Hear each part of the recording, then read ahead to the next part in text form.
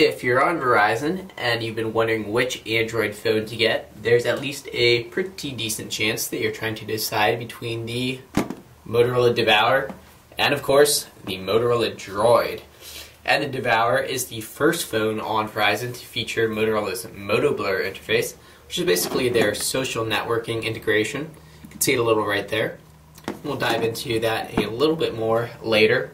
But both these phones, the Droid and the Devour, are going to be $49.99 on wirefly.com.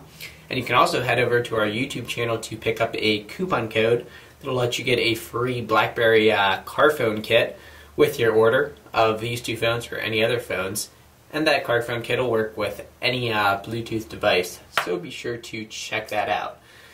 What's up? I'm Ari from wirefly.com, here to help you compare and decide which of these phones you're going to get. We're going to try to keep this Wirefly cell phone smackdown fairly quick and clean, because after all, these guys are basically brothers. We'll start off with a quick look at both phones' hardware. And if you've ever had that Droid in your hand, you know it's a fairly hefty device. And the Devour is pretty much right on par with the Droid as far as dimensions and weight goes. And in some ways it certainly looks bigger, particularly on camera. And it is actually a little bit deeper than the Droid. So a little bit thicker device. Although the screen size on the Devour is only 3.1 inches and 320 by 480 pixels, while the screen size on the Droid is 3.7 inches and it's 480 by 854 pixels. So a bigger and higher resolution screen on the Droid than the Devour, although the devices are virtually the same size. And also, in my time with the Droid and then my week or so with the Devour, the screen on the Droid just feels a little bit more responsive than that of the Devour.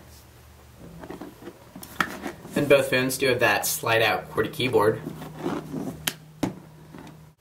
And on the Droid here, you have your 4-way D-pad, which will give you an alternative to using the touchscreen to run around and select icons. And then kind of in place of that D-pad on the Devour, you have an optical trackpad. So basically the same concept, and you can also push down to select an icon. And overall, not a bad experience with the trackpad, although it can be a little bit finicky sometimes. And I've even seen it get stuck on an icon in my week or so with the Devour here. As far as keyboard goes, if you've ever had a Droid before or held one, you know that that keyboard is fairly flat and also closely spaced together, so not the best travel on the Droid. And I actually like the keyboard on the Devour a lot better. You can see that you do have much better spacing there between keys. Those keys are also slightly raised above the surface and provide a better click than they do on the Droid. And if you saw my Devour review, you saw me compare the Devour's encasing here to that of a MacBook. So kind of a nice brushed aluminum and definitely a quality feel. Of course on the Droid you also have that quality feel, although it's black and kind of a rubberized metal. And very unique here on the Devour, you have this sliding panel which you can pull off to reveal your battery, and also a micro SD card slot.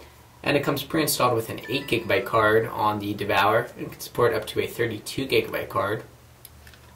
And on the Droid you also have a micro SD card, and that's going to be behind your battery cover, and it comes pre-installed with a 16GB card and also supports up to a 32GB card. So right out of the box on the Droid you automatically get 8GB more storage space. Also, as far as buttons difference here, you do have a dedicated voice commands key on the Devour, which is nice, where you have to go into your home screen and or your menu and pull up your voice dialer. So of course you can put that on your home screen, but it is handy to have that hardware button on the Devour.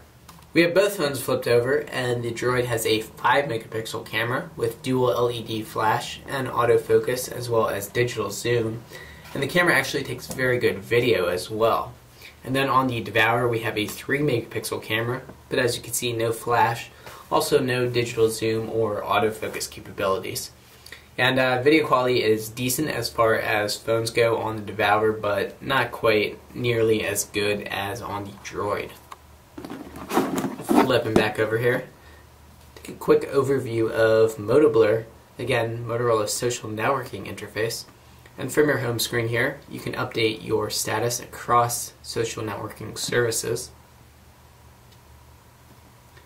And you also have a happenings feed, which basically integrates all of the various status updates and happenings from all of your social networks into this one feed that you can easily flip through.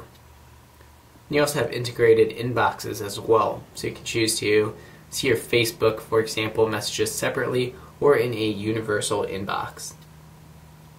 Then you have customizable news feeds as well.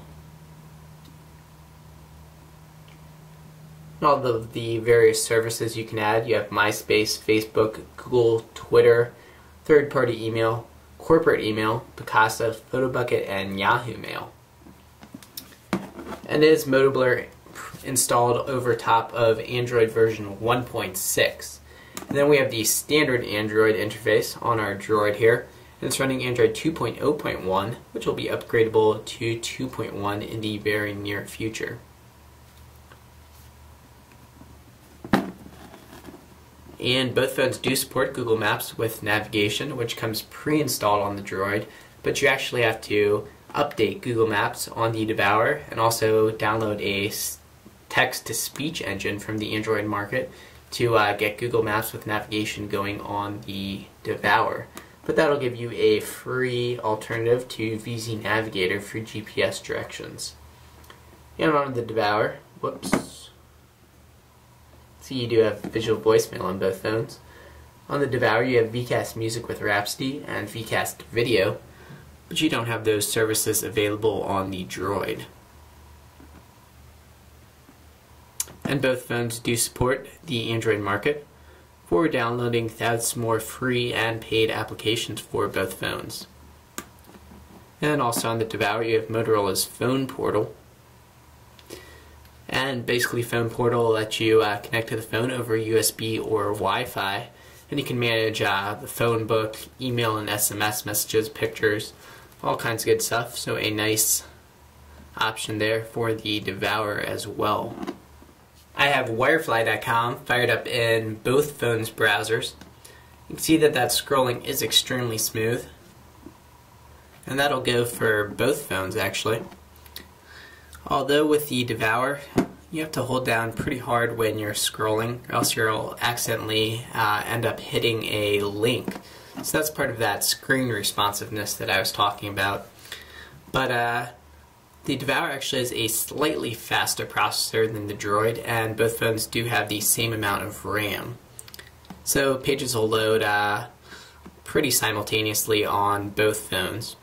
And you can see that our Flash browser, there's our problem with the scrolling right there. But you can see that Flash banner did load up on the Devour while it didn't on the Droid. And that's because the Devour supports Flash Lite, while the Droid does not support Flash as of yet, but is expected to get Flash Player 10.1 at some point this year.